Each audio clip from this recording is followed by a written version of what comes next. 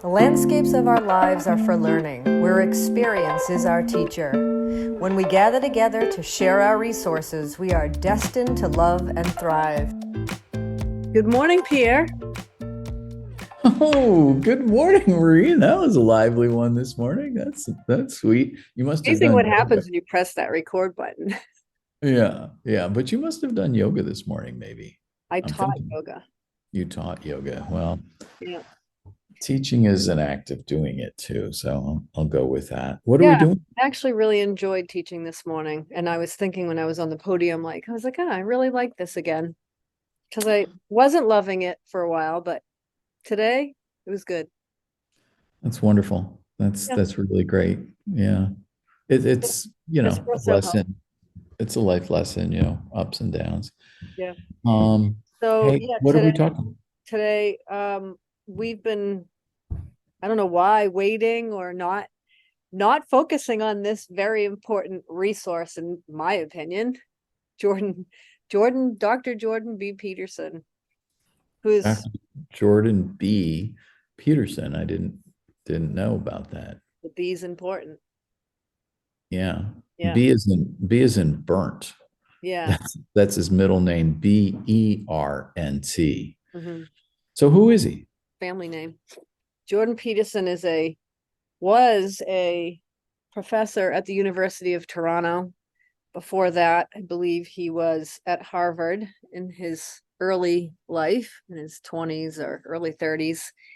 He's a professor, clinical psychologist, and has done a multitude of things throughout his career, but I think he's come to cultural significance since I think about 2016 when he made some videos in regard to Bill C-16 in Canada, which was about the use of language, specifically, I believe, pronouns in regards to the transgender issue. And I think it was broader than that, but it applies to the transgender situation. So Yeah, I mean, he recorded these videos and they sort of went viral. And then he was quite controversial, but yeah, that's how he kind of rose to the kind of cultural social landscape. yeah, yeah, thank you for that. And he's just such a seminal figure at the tipping point of sort of the cultural transitions we're going through. I just wanted to point out that was a great summary. I just wanted to point out that his reaction to as you called it, Bill C-16. It was the Canadian Human Rights Act and Criminal Code. Mhm. Was that the bill was compelling speech. In other Right. words, at its heart, it was saying what is okay and what is not okay to speak, and that just tipped into how identity politics come up and political correctness and elements of speech and opinion holding become inappropriate, and that's just not where he feels society lives, a free society lives. He's Yeah. Canadian, by the way. Right. should we, So we should say right. that? So I'd say free speech, First Amendment in America. But yeah, Right. um, and I think what makes him interesting and important is that his the breadth of knowledge and the decades of experience in his field and his specific interests. I know early in life he was interested in the Holocaust and specifically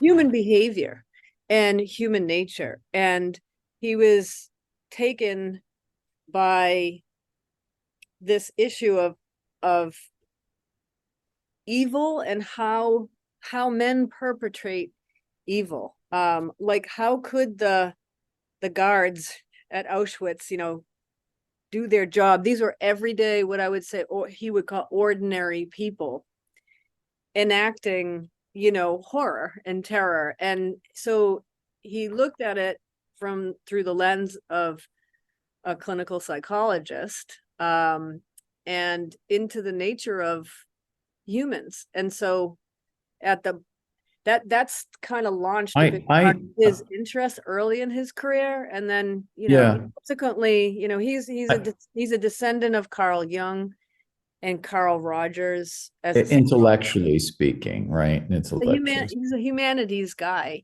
too. Yeah. But yeah, let me interject here on some of or build on some of the early life stories. And you were saying that, he came to this knowledge because he's deeply interested in human behavior. There's this part of his history. Well, it was the Cold War that he was horrified by, kind of the pointing, nuclear annihilation. He was a kid, so he was like, that's what God was thinking. Yeah. Yeah, but he grew up in Alberta, and he apparently in junior high school. So we're talking about these formative years, 13, high school, and he became friends with this young lady and her family, and the young lady became Alberta New Democratic Party and 17th premier of Alberta. So I guess that's sort of like a governor. I'm not really sure.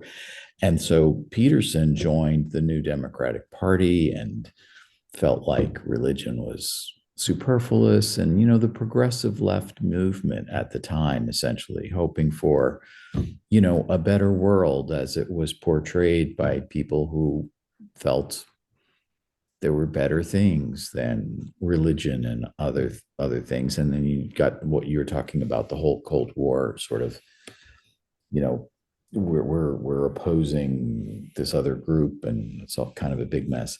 Anyway, he held those views. Or that people like we're going to mutually exterminate and wipe each other out. Yeah. He held those views very interestingly, until he got to college. And he met real live, it says here, left-wing activists. And,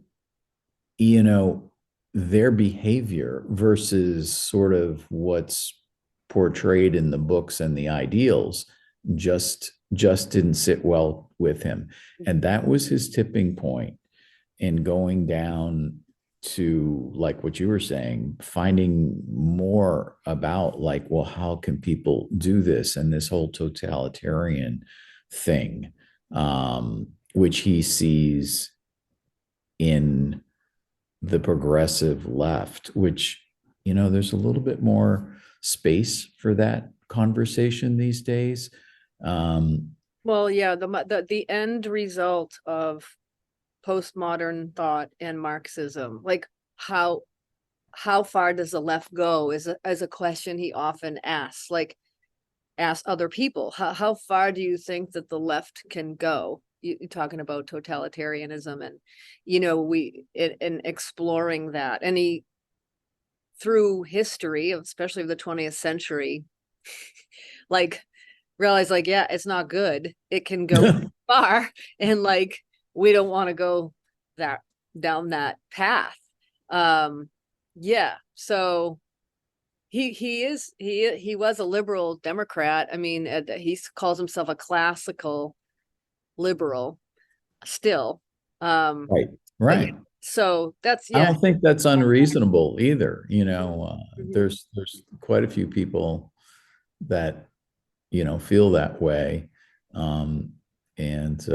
Interesting that you brought up that, like, how he, like, there's the philosophies or the social, whatever philosophies, Marxism, postmodernism in the books and conceptually, right? And then there's the enactment in everyday life, and the activists, and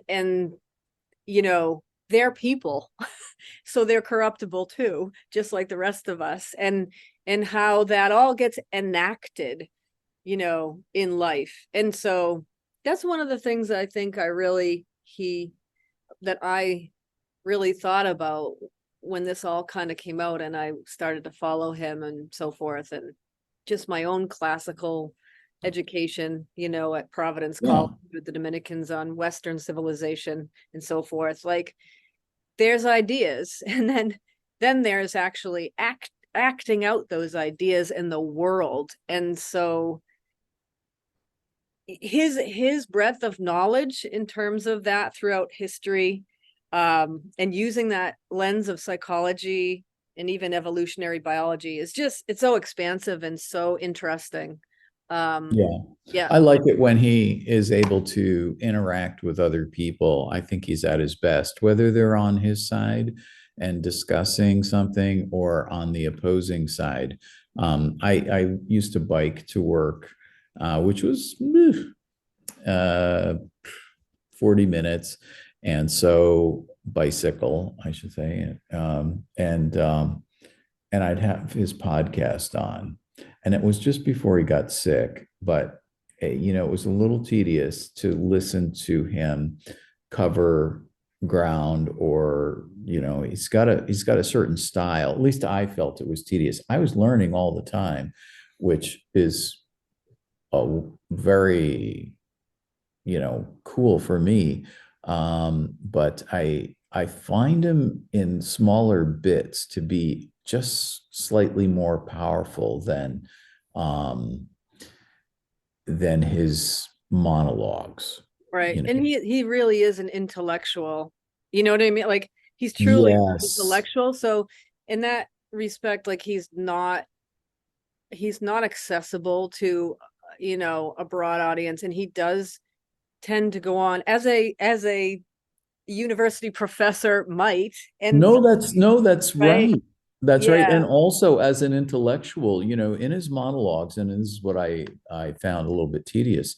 It was transparently obvious that his mind wanders to very interesting places, and he pulls it back and he comes back on thread. But it's like, just like you said, it's like that university professor that's like, okay, is he going to get back on track? And he does. But it's just yeah. I think he just has like encyclopedic knowledge that he does go on tangents of all, and he's managing all the threads, and like, Right. that's, you're in his mind, and that's a lot. Like, it's a struggle as the listener to like stay with him, and like, okay, you know what I mean? And it's just a lot. I mean, he's brilliant.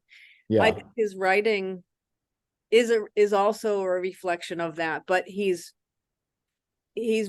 easier to read because he's a good writer, and he does make it concise, but it's still his style. Like, it's still the long sentences, they are as concise as he can make them. But anyway, yeah, I mean, there's a range here. Like, his personality, the way he dresses in a three-piece suit, he's very much about, I like the main message, for as far as me being a ex-high school teacher, now in mental health, that message of personal responsibility.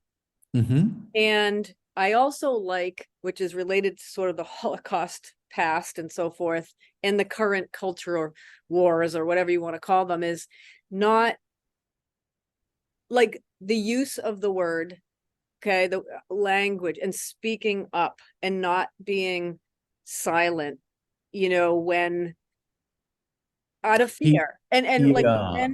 when to live by the truth and speak the truth. And of course, for him, underneath that truth is this whole thing about logos, and like, God, we could not even cover it, you and I, in a conversation today. But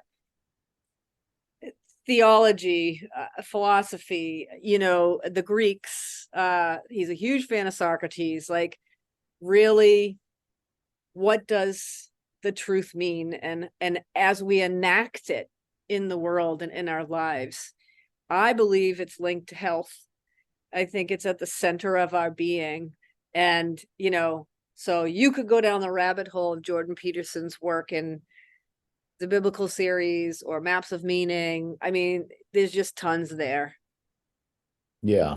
Yeah. Yeah. Well, thank you for that. And I think it was a good introduction to him. The Oh, way he, yeah. the way he provides this, yeah, what I want to contrast is how complicated he is, Mm, and all the things that he's done, is the way he talks, the way he writes, with how foundational and simple, the message he's putting across is, and how powerful that is, because his first popular audience tended to be younger males, and he was providing he provides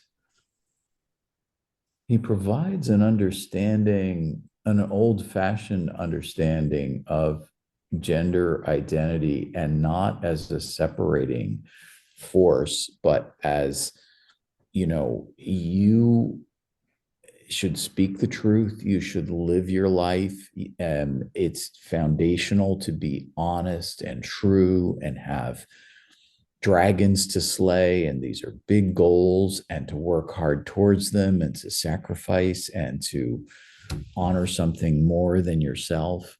And at the heart, it's kind of like classic wisdom, like your book and everything. At the heart, it's traditional values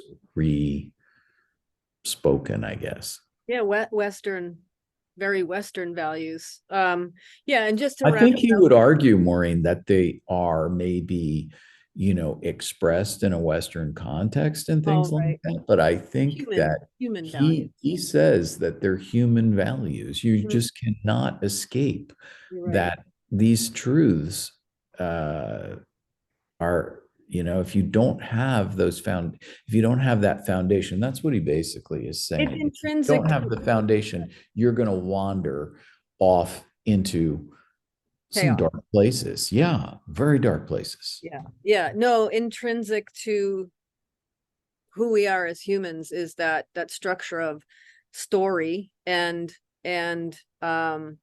you're right, like the logos. And so yeah, it's being responsible, knowing yourself. That's the Greek thing. It is the classic wisdom.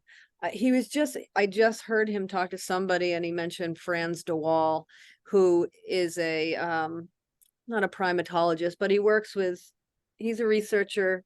Anyways, he's famous for showing how whatever capuchin monkeys or whatever, like having that they animals have an internal morality, like is the structure, of us, is that we are moral beings, and so there is good and evil, right, wrong, like it's built Yeah. into You us. So know, just to speak to the human values, well, how do we determine what we value in the world? you know Everybody knows, I think, or can feel that, a grown man slaughtering a 5-year-old female child and raping her is like the raw, that's bad. Like I don't think I think that's a universal disgust response reaction in the body and in the mind to, who we are as humans, and that just does, I think, right, I think, things like I, that.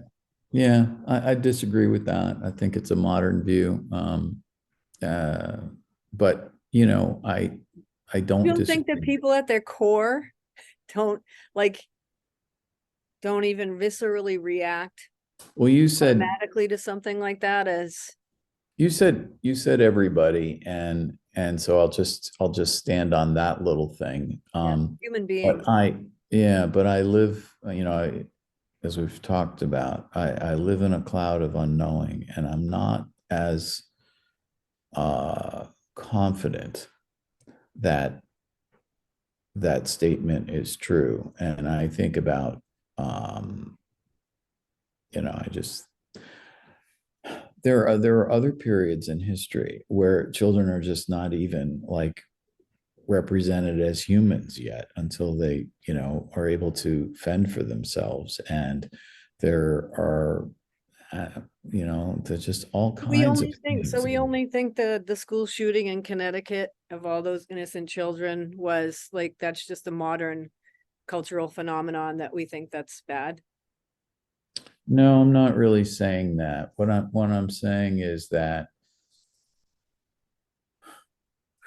We're getting human into a behavior, discussion of human morality. behavior, yeah, human behavior. I know. I mean, I basically agree with you. And I think we had a conversation, good and evil, in 5 minutes. And last night, actually this morning, after my meditation, and I wish this were at the front end of a podcast. Maybe somebody would listen to it. Here at the back end, it's something I thought was gold. But when you think of things at 4 o'clock in the morning, they probably all, appear like gold. But the thought came to me that evil is so nasty, so gets so perverse.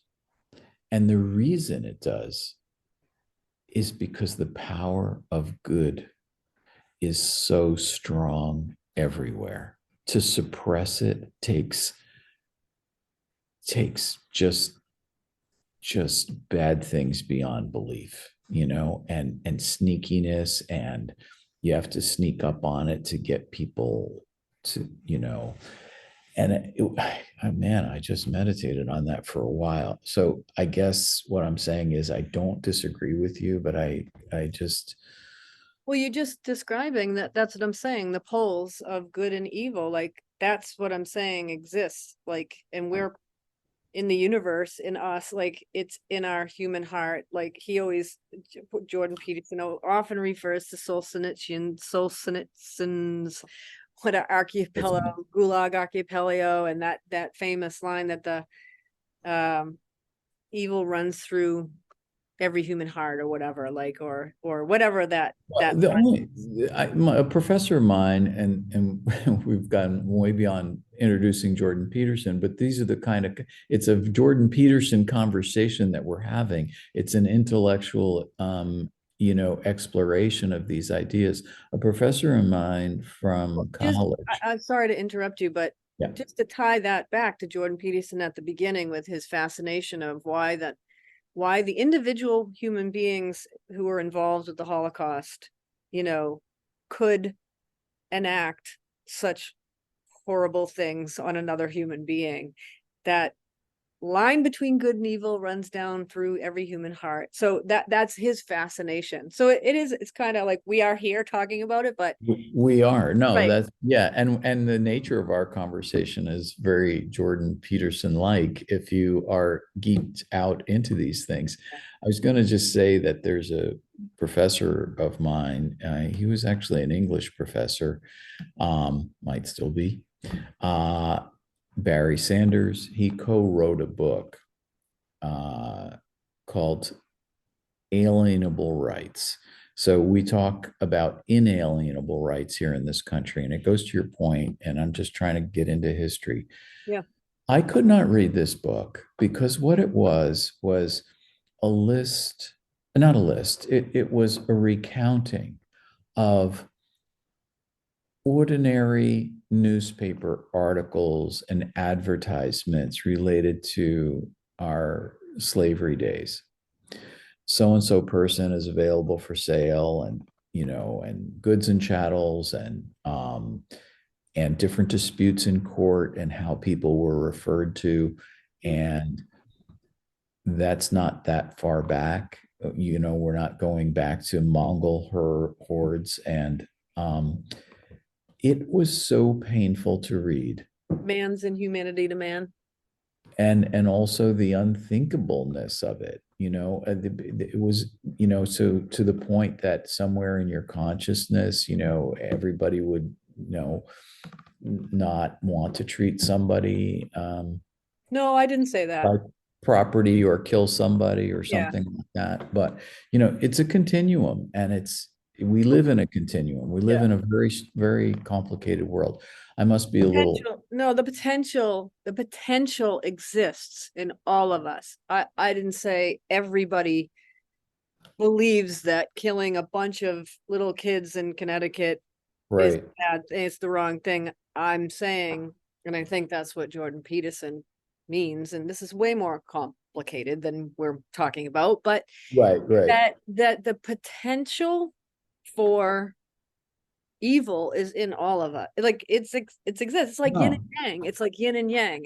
Right. It exists in all of us. And that was his fascination and Yeah. life's work to kind of explore that. And then as obviously as a psychologist, following the psychoanalysts and the humanistic group of and the behaviorists, he Yeah. explored that throughout his life. Plus he's got this love for narrative, which is He does. his main work is maps of meaning, right? And so and Viktor Frankl and Abraham Maslow and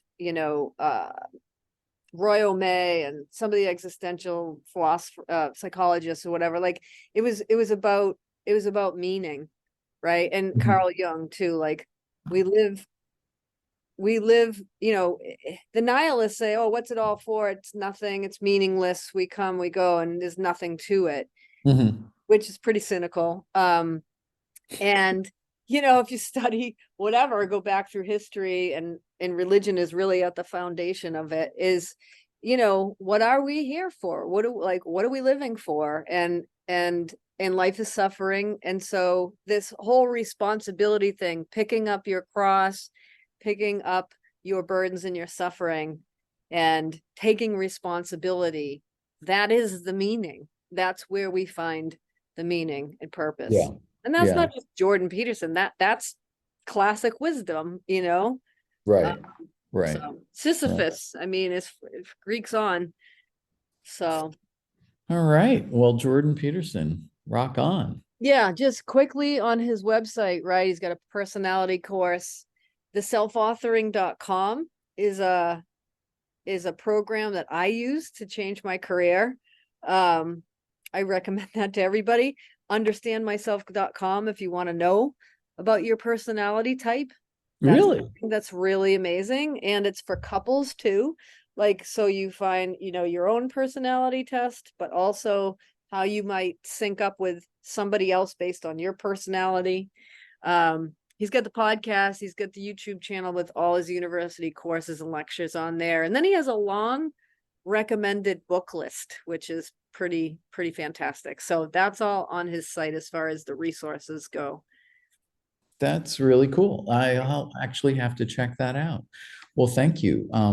This is Pierre for Yoga Heals, and we are really, as you can probably tell, kind of a little geeked out on Jordan Peterson, and so happy to introduce him to you. Mm-hmm. Yeah, Maureen, Landscapes for Learning. Learn to live to learn. Peace through grace, Maureen.